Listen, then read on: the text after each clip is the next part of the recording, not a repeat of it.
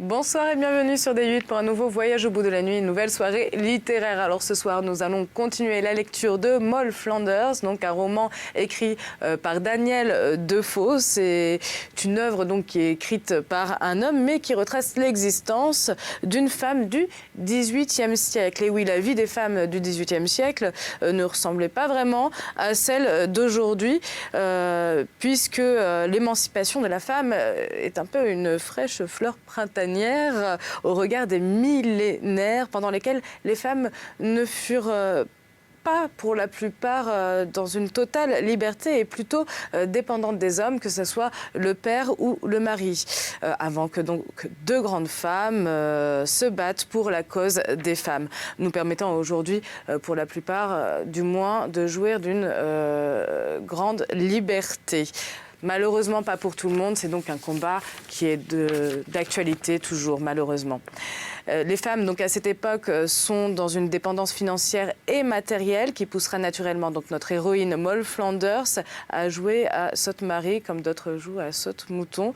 Des hommes, il en est passé dans sa vie, dans son lit, dans ses secrets. C'est une femme heurtée, généralement malheureuse, rarement heureuse. Moll Flanders est toujours légitimement préoccupée par l'aspect pragmatique de l'existence et le besoin d'assurer l'avenir proche. Nous allons donc continuer cette lecture. N'hésitez pas à réagir sur les réseaux sociaux #VBN ainsi que sur notre page Facebook Voyage au bout de la nuit. Nous allons continuer la lecture.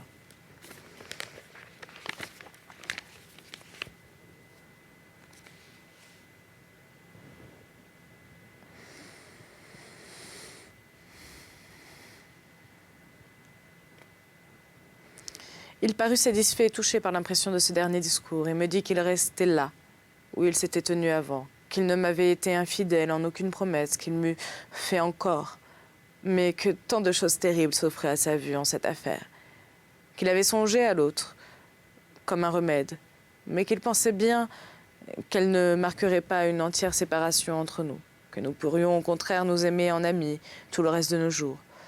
Et peut-être avec plus de satisfaction qu'il n'était possible dans la situation où nous étions présentement.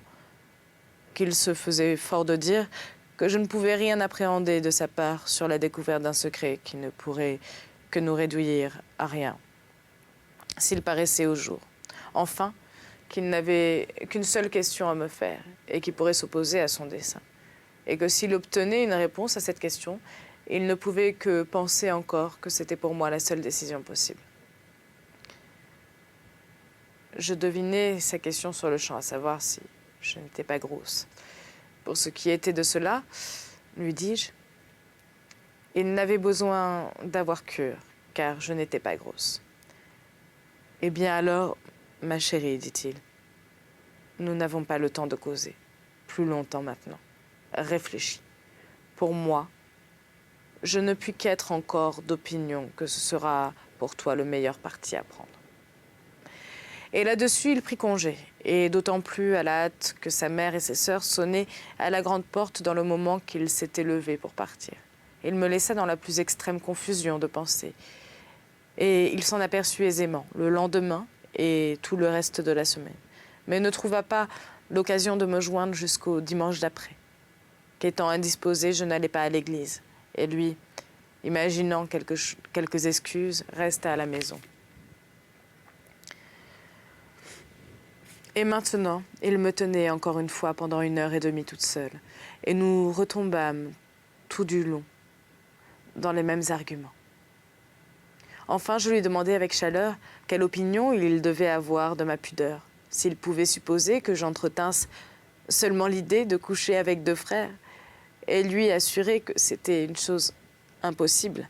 J'ajoutai que s'il me disait même qu'il ne me reverrait jamais et rien que la mort ne pourrait m'être plus terrible, pourtant je ne pourrais jamais entretenir une pensée si peu honorable pour moi et si vile pour lui, et qu'ainsi je le suppliais, s'il lui restait pour moi un grain de respect ou d'affection, qu'il ne me parlât plus, ou qu'il ne m'en parlât plus, ou qu'il tirât son épée pour me tuer. Il parut surpris de mon obstination, comme il la nomma, me dit que j'étais cruelle envers moi-même, cruelle envers lui, tout ensemble, que c'était pour nous deux une crise inattendue, mais qu'il ne voyait pas d'autre moyen de nous sauver de la ruine, d'où il lui paraissait encore plus cruel. Mais que s'il ne devait plus m'en parler, il ajouta avec une froideur inusitée qu'il ne connaissait rien d'autre dont nous eussions à causer, et ainsi se leva pour prendre congé. Je me levai aussi apparemment avec la même indifférence, mais quand il vint me donner ce qui semblait un baiser d'adieu, j'éclatai dans une telle passion de larmes que bien que j'eusse voulu parler, je ne le pus, et lui pressant seulement la main, parut lui donner l'adieu, mais pleurait violemment. Il en fut sensiblement ému, se rassit et me dit nombre de choses tendres, mais me pressa encore sur la nécessité de ce qu'il avait proposé, affirmant toujours que si je refusais, il continuerait néanmoins à m'entretenir du nécessaire, mais me laissant clairement voir qu'il me refuserait le point principal, oui, même comme maîtresse. Se faisant un point d'honneur de ne pas coucher avec la femme qui, autant qu'il pouvait savoir, pourrait un jour ou l'autre venir à être la femme de son frère. La simple perte que j'en faisais comme galant n'était pas tant mon affliction que la perte de sa personne, que j'aimais en vérité à la folie, et la perte de toutes les espérances que j'entretenais, et sur lesquelles j'avais tout fondé, de l'avoir un jour pour mari. Ces choses m'accablèrent l'esprit au point qu'en somme, les agonies de ma pensée me jetèrent en une grosse fièvre, et il se passa longtemps que personne dans la famille n'attendait plus de me voir vivre. J'étais réduite bien bas en vérité, et j'avais souvent le délire, mais rien ne m'inquiétait autant que la crainte où j'étais de dire, dans mes rêveries, quelque chose qui pût lui porter préjudice. J'étais aussi tourmentée dans mon esprit par le désir de le voir, et lui tout autant par celui de me voir, car il m'aimait réellement avec la plus extrême passion. Mais cela ne put se faire, et il n'y eut pas le moindre moyen d'exprimer ce désir d'un côté ou de l'autre. Ce fut près de 5 semaines que je gardai le lit, et quoique la violence de ma fièvre se fût apaisée au bout de 3 semaines, cependant, elle revint par plusieurs fois, et les médecins dirent à 2 ou 3 reprises qu'ils ne pouvaient plus rien faire pour moi, et qu'il fallait laisser agir la nature et la maladie. Au bout de 5 semaines, je me trouvais mieux, mais si faible, si changée, et je me remettais si lentement que les médecins craignirent que je n'entrasse en maladie de langueur. Et ce qui fut mon plus grand ennui, ils exprimèrent l'avis que mon esprit était accablé, que quelque chose me tourmentait et qu'en somme, j'étais amoureuse. Là-dessus, toute la maison se mit à me presser de dire si j'étais amoureuse ou non. Et de qui? Mais comme bien je pouvais, je niais que je fusse amoureuse de personne. Ils eurent à cette occasion une picoterie sur mon propos, un jour pendant qu'ils étaient à table, qui pensa mettre toute la famille en tumulte. Ils se trouvaient être tous à table, à l'exception du père. Pour moi, j'étais malade, et dans ma chambre, au commencement de la conversation, la vieille dame qui m'avait envoyé d'un plat à manger pria sa servante de monter me demander si j'en voulais davantage. Mais la servante redescendit lui dire que je n'avais pas mangé la moitié de ce qu'elle m'avait envoyé déjà. « Hélas, dit la vieille dame, la pauvre fille, je crains qu'elle ne se remette jamais. » Mais, dit le frère aîné, comment Madame Betty pourrait-elle se remettre, puisqu'on dit qu'elle est amoureuse? Je n'en crois rien, dit la vieille femme. Pour moi, dit la sœur aînée, je ne sais qu'en dire. On a fait un tel vacarme sur ce qu'elle était, si jolie et si charmante, et je ne sais quoi, et tout cela devant elle, que la tête de la Péronnelle, je crois, en a été tournée. Et qui sait de quoi elle peut être possédée après de telle façon. Pour ma part, je ne sais qu'en penser. Pourtant, ma sœur, il faut reconnaître qu'elle est très jolie, dit le frère aîné. Oui, certes, et infiniment plus jolie que toi, ma sœur, dit Robin. Et voilà ce qui te mortifie. Bon, Là n'est pas la question, dit sa sœur. La fille n'est pas laide, et elle le sait bien. On n'a pas besoin de lui répéter pour la rendre vaniteuse. Nous ne disons pas qu'elle est vaniteuse, repart le frère aîné, mais qu'elle est amoureuse. Peut-être qu'elle est amoureuse de soi-même. Il paraît que mes sœurs ont cette opinion. Je voudrais bien qu'elle fût amoureuse de moi, dit Robin.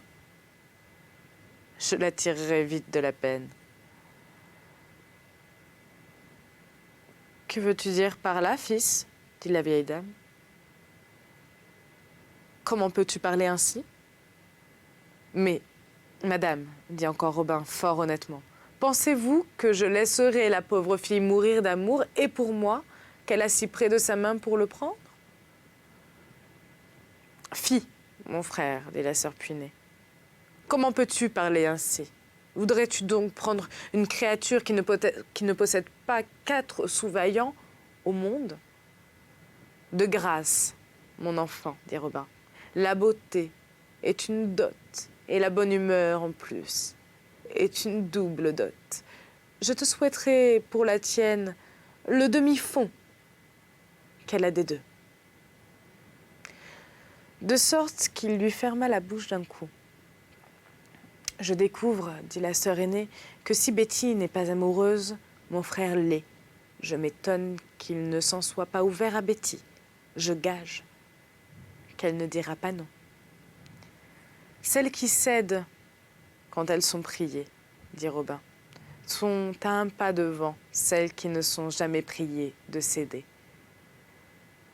Et à 2 pas devant celles qui cèdent avant que d'être priées. Et voilà une réponse pour toi, ma sœur.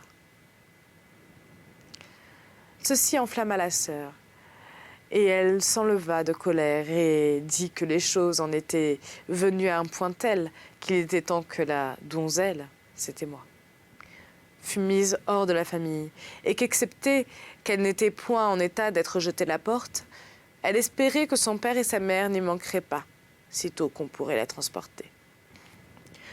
Robin répliqua que c'était l'affaire du maître et de la maîtresse de maison, qui n'avaient pas de leçon à recevoir d'une personne d'aussi peu de jugement que sa sœur aînée. Tout cela courut beaucoup plus loin. La sœur gronda Robin, moqua et railla, mais la pauvre Betty y perdit extrêmement de terrain dans la famille. On me le raconta et je pleurai de tout mon cœur.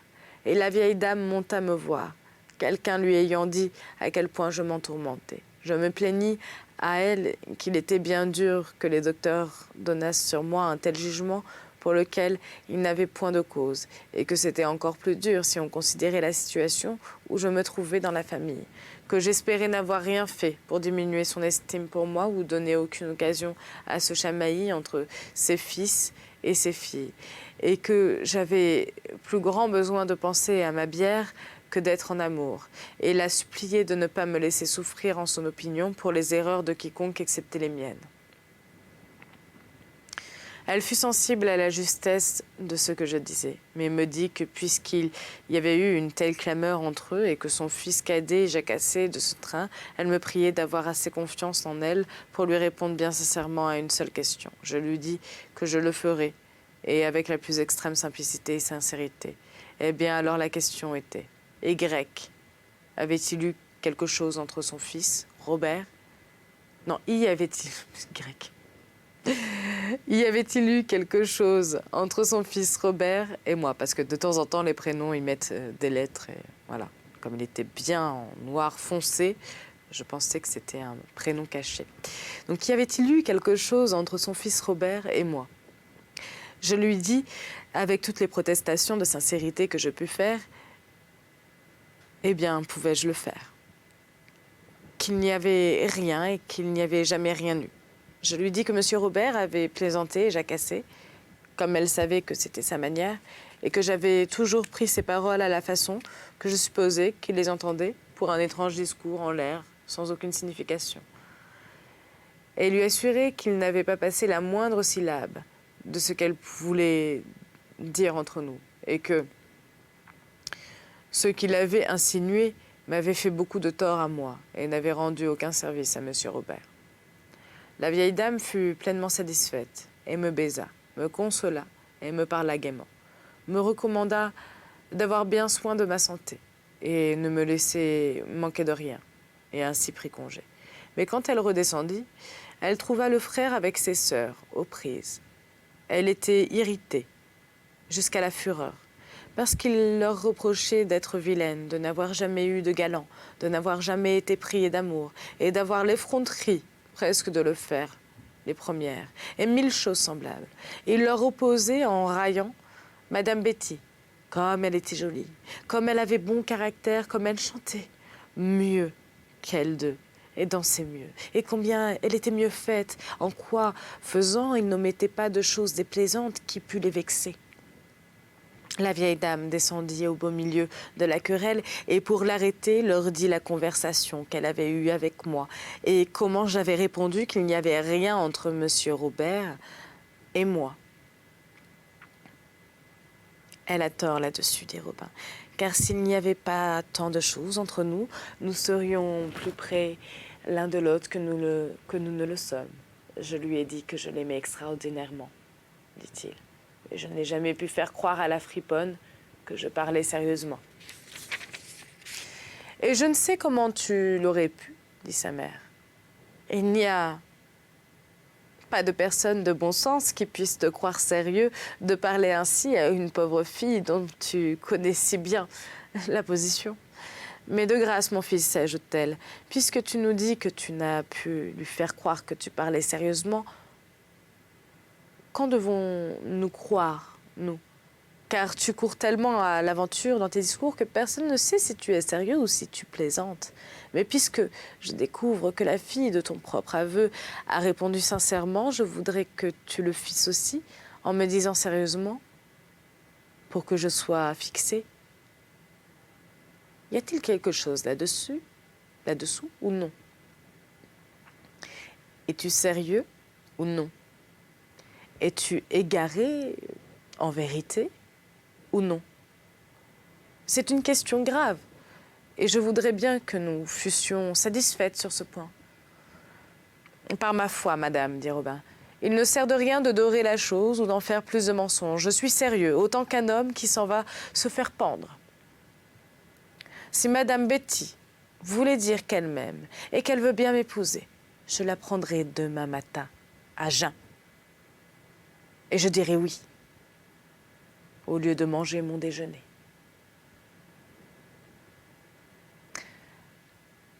Alors, dit la mère, j'ai un fils perdu. Et elle le dit d'un ton bien lugubre, comme une qui en fut très affligée. J'espère que non, madame, dit Robin. Il n'y a pas d'homme perdu si une honnête femme le retrouve. C'est joli, dis donc. Mais mon enfant, dit la vieille dame, c'est une mendiante. Mais alors, madame, elle a d'autant plus besoin de charité, dit Robin. Je l'ôterai de dessus les bras de la paroisse, et elle et moi, nous irons mendier ensemble. C'est mal de plaisanter avec ces choses, dit la mère. Je ne plaisante pas, madame, dit Robin. Nous viendrons implorer votre pardon, madame, et votre bénédiction, madame, et celle de mon père. Tout ceci est hors de propos, fils, dit la mère. Si tu es sérieux, tu es perdu. J'ai bien peur que non, dit-il, car j'ai vraiment peur qu'elle ne veuille pas me prendre. Après toutes les crailleries de mes sœurs, je crois que je ne parviendrai jamais à l'y persuader. Voilà bien d'une belle histoire. Elle n'est pas déjà partie si loin. Madame Betty n'est pas une sotte, dit la plus jeune sœur. Penses-tu qu'elle a appris à dire non, mieux que le reste du monde? Non, madame Bel Esprit, dit Robin. En effet, madame Betty n'est point une sotte, mais madame Betty peut être engagée d'une autre manière. Et alors quoi? Pour cela, dit la sœur aînée, nous ne pouvons rien en dire. Mais à qui donc serait-elle engagée? Elle ne sort jamais. Il faut bien que ce soit entre vous. Je n'ai rien à répondre là-dessus, dit Robin. J'ai été suffisamment examiné. Voici mon frère. S'il faut que ce soit entre nous, entreprenez-le à son tour. Ceci piqua le frère aîné au vif, et il en conclut que Robin avait découvert quelque chose toutefois. Il se garda de paraître troublé. « De grâce, dit-il, ne va donc pas faire passer tes histoires à mon compte. Je ne trafique pas de ces sortes de marchandises. Je n'ai rien à dire à aucune Madame Betty dans la paroisse. » Et là-dessus, il se leva et décampa. « Non, dit la sœur aînée, je me fais fort de répondre de mon frère, il connaît mieux le monde. » Ainsi se termina ce discours, qui laissa le frère aîné confondu. Il conclut que son frère avait tout entièrement découvert et se mit à douter si j'y avais ou non pris part.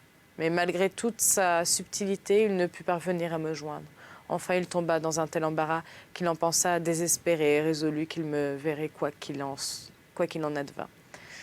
En effet, il s'y prit de façon qu'un jour, après dîner, guettant sa sœur aînée jusqu'à ce qu'il la vît monter l'escalier, il court après elle. « Écoute, ma sœur, dit-il. Où donc est cette femme malade? Est-ce qu'on ne peut pas la voir? » « Si, dit la sœur, je crois que oui. Mais laisse-moi entrer un instant, et puis je te le dirai. » Ainsi elle courut jusqu'à ma porte et m'avertit, puisqu'elle lui cria. « Mon frère, dit-elle, tu peux entrer s'il te plaît. » C'est bien qu'il entra, semblant perdu dans la même sorte de fantaisie. « Eh bien, dit-il à la porte en entrant, où est donc cette personne malade qui est amoureuse? »« Comment vous trouvez-vous, Madame Betty? J'aurais voulu me lever de ma chaise, mais j'étais si faible que je ne le pus pendant un bon moment. Et il le vit bien, et sa sœur aussi. Et elle dit, « Allons, n'essayez pas de vous lever. Mon frère ne désire aucune espèce de cérémonie, surtout maintenant que vous êtes si faible. » « Non, non, Madame Betty, je vous en prie, restez assise tranquillement, dit-il, et puis s'assied sur une chaise, droit en face de moi, où il parut être extraordinairement gai. Il nous tint une quantité de discours vagues, à sa sœur et à moi, parfois à propos d'une chose, parfois à propos d'une autre, à la seule fin de l'amuser, et puis de temps en temps revenait à la vieille histoire. « Pauvre Madame Betty, dit-il, c'est une triste chose que d'être amoureuse. Voyez, cela vous a bien tristement affaibli. » Enfin, je parlais un peu. « Je suis heureuse de vous voir si gai, monsieur, dis-je. Mais je crois que le docteur aurait pu trouver mieux à faire que de s'amuser aux dépens de ses patients. Si je n'avais eu d'autres maladies, je me serais trop bien souvenue du proverbe pour avoir souffert qu'il me rendit visite. »« Quel proverbe ?» dit-il. « Quoi ?» ?»«